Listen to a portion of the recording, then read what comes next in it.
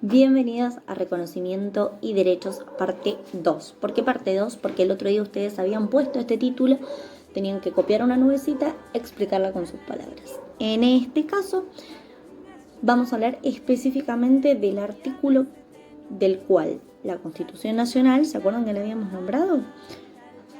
Garantiza derechos para los pueblos originarios. Es el artículo 75 de la Constitución Nacional y dice que el Congreso Nacional tiene que hacer determinadas cosas. Vamos a ver cuáles son.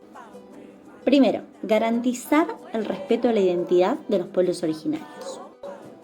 Reconocer las tierras que tienen y asegurar su participación sobre las cosas que se hagan con sus recursos naturales, por ejemplo, el agua. ¿Qué quiere decir esto? Que la Constitución Nacional, nuestra ley más importante, es la encargada de garantizar que los pueblos originarios sean respetados. Como dice la primera parte, tienen que garantizar el respeto a la identidad.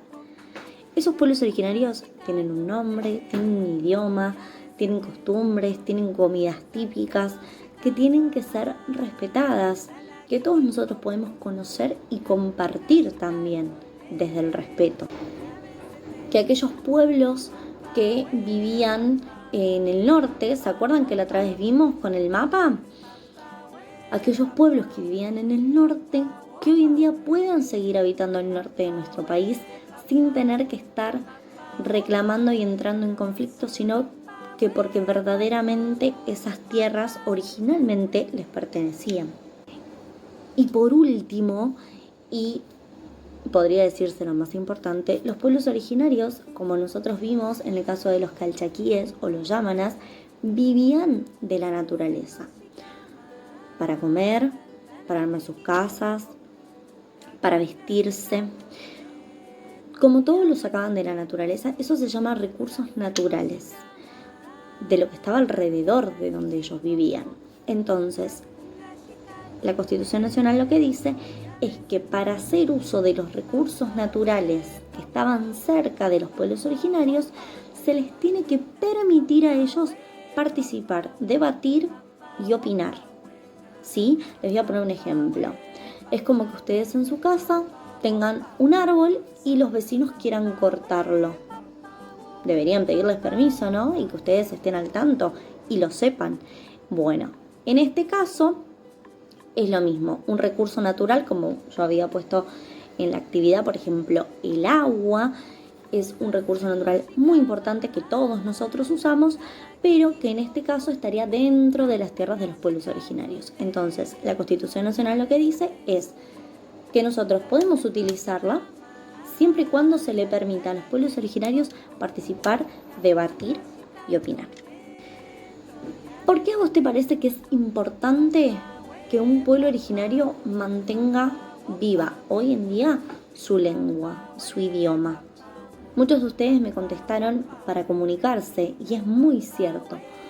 Ustedes imagínense que de un día para el otro los obligan a empezar a hablar en otro idioma. ¿Por qué sería importante que ustedes conserven su idioma, su lengua, para poder comunicarse con los suyos?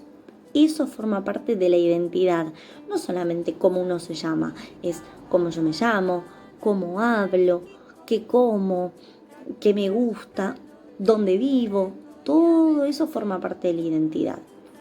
El idioma, la lengua, es una de esas cosas y es muy importante que los pueblos puedan conservarla e ir transmitiéndola de generación en generación a sus hijos, a sus nietos, a sus bisnietos. Hoy en día hay muchas escuelas de pueblos originarios y está buenísimo porque ellos aprenden sobre su cultura, sobre sus ancestros, sobre los más antiguos de esos pueblos, cómo llegaron, dónde vivieron. Pueden transmitir su cultura ellos mismos a sus hijos, a sus nietos, a sus bisnietos y en su idioma. Todo esto parece que está bastante bien y bien organizado, pero además de todo esto, igualmente hoy en día hay muchos pueblos que siguen luchando por sus derechos, porque a pesar de que la Constitución Nacional garantice estas cosas, no siempre se cumplen. Entonces, a veces podemos ver que hay marchas o protestas de algunos pueblos que reclaman el cumplimiento de esos derechos, generalmente sobre sus tierras, donde aún hoy en día se los sigue echando de ahí.